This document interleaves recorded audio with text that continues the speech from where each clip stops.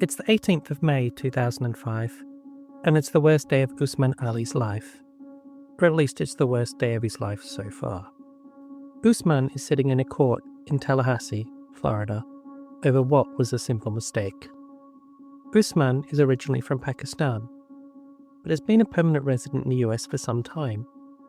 3 years ago, when renewing his driver's license, he made a simple mistake that any of us could make when faced with a complex form. He ticked a box to say he was a US citizen, and because that's linked to voter enrollment, he now faces criminal charges. The jury shuffles into the room, and the judge brings the room to order. There's no way they can convict him for a silly paperwork error, he thinks. Can they? The judge asks the jury foreman to stand and read the verdict. Guilty.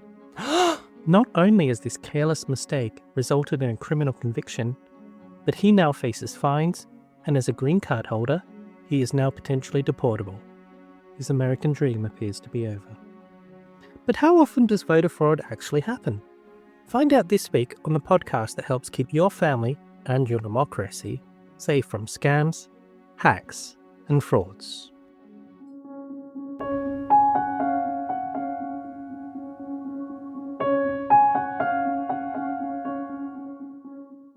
Please remember to subscribe and add us to your podcast on Apple Podcasts, Spotify, and anywhere else you find podcasts.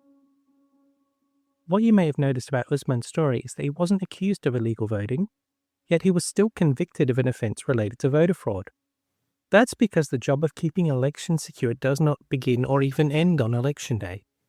It happens every day, long before you step in line to vote. When people enroll to vote, it's not as simple as just adding their name to a list. Documents are checked and cross-referenced against databases, and their eligibility and identity are confirmed. The chances of getting caught are high, and the potential reward is one vote amongst tens, if not hundreds of thousands, or even millions. And if you are caught, trying to get that one vote can ruin your life. Does that mean it doesn't happen? No. Just this week, Jose Calabas, the Republican mayor of Coldwater in Kansas, was charged with voting illegally, as it turned out that he was not a citizen but also a permanent resident. What makes Jose's case different is that he did actually vote illegally, thinking that permanent residents did have the right to vote. The Kansas Attorney General, Chris Kobach, also a Republican, has claimed on the back of this, non-citizen voting is a real problem. It's not something that happens once in a decade, it's something that happens fairly frequently. But is this true? Well, according to the Heritage Foundation, which leans to the right, they have identified only 17 cases in total of any type of election fraud in Kansas.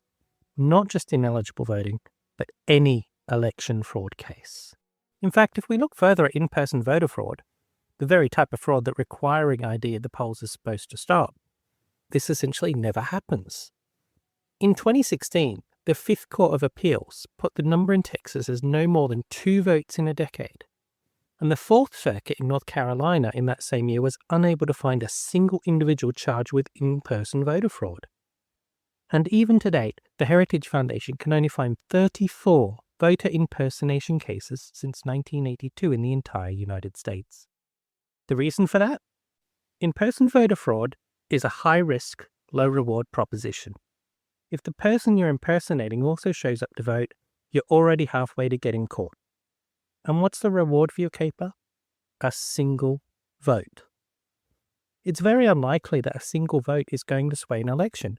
So in order to actually do so, you're going to need to repeat that hundreds, if not thousands of times.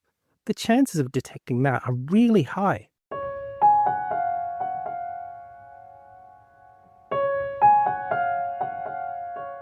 Despite this, many are calling for laws requiring ID to vote. The UK introduced photo ID requirements, requiring the ID to match the registered name on the roll in 2023, ahead of the general election in 2024. In this election, University College London found that 1% of the electorate did not attempt to vote specifically due to a lack of ID, and a further 0.3% were turned away at the polls. This should be compared with 5% of the population who do not hold a valid ID to vote under the rules. 5% of the population is a lot. but it's a drop in the ocean compared to what's proposed under the Safeguarding America's Vote Eligibility, or SAVED Act. Now, to be clear, most of these rules target registration, not on-the-day voting. But if you're registering on the day, as you can in some states, then this does have an impact on on-the-day voting.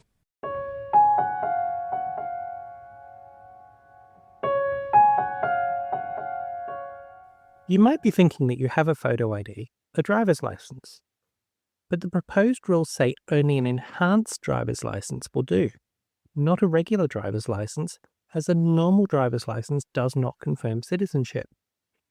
Only 5 states, Michigan, Minnesota, New York, Vermont, and Washington, issue this type of driver's license as of the date we wrote this.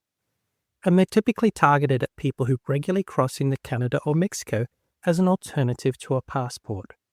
To be clear, an enhanced driver's license is an upgrade. It is not your standard driver's license and may incur an additional charge. So this means potentially in 45 states, voters will show up to the poll with their state driver's license completely unaware it's not good enough to prove they have the right to vote.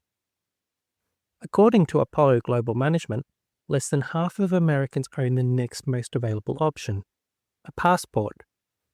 If you don't have an ID that shows you're a citizen, you'll also need to bring your birth certificate or naturalization certificate along with that photo ID that you do have. This has led to concerns that if someone has changed their name, as women often do at marriage, a further certificate proving that name change would also be needed.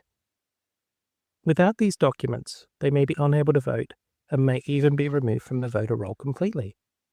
The Brennan Center estimates that almost 1 in 10 Americans won't be able to prove their citizenship on demand, and 3.8 million citizens don't have these documents at all. Rather than going down with digital technology, these numbers have increased in the last 2 decades.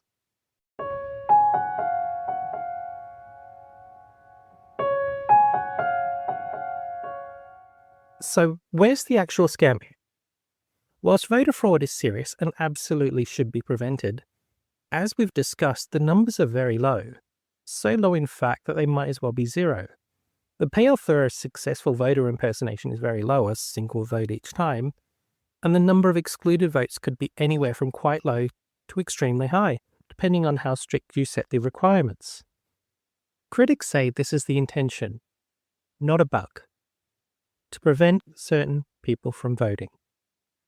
They say the rules are intended to target certain demographics who can't afford cars or who are students or don't have passports and are more likely to vote another way than those who push these voter rules might want.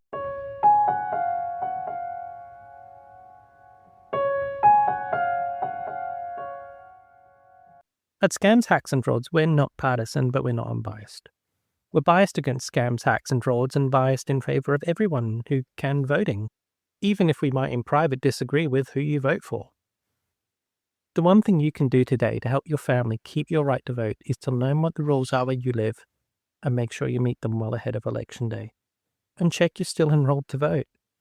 The information should be available for free on various government websites, and we'll include a few in the show notes. If there are changes coming to voting requirements where you are, make sure you know what these are and check to make sure your family has the right ID to make sure you don't lose your right to vote. And if changes to the rules are looking a little suspicious, like they're intended to keep valid voters away, we encourage you to call out your representatives and tell them that this isn't acceptable. For them, the only thing worse than having someone vote against you is also losing a vote that would have been for you. Remember to like, subscribe, and share us with anyone who you think is interested in voter fraud. I've been C, and this is Scams, Hacks and Frauds. You'll find us online at www.scamshacksandfrauds.com, and you'll find this podcast on all good podcast players, including Apple, Spotify, and Amazon Music.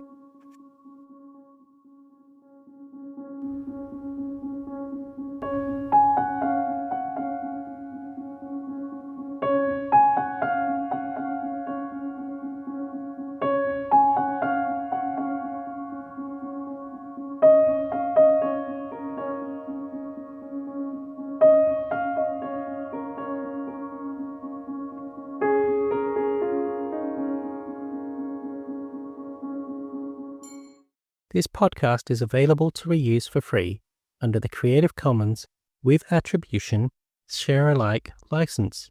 The music is not included in this license. For more information on the Creative Commons license, please visit creativecommons.org.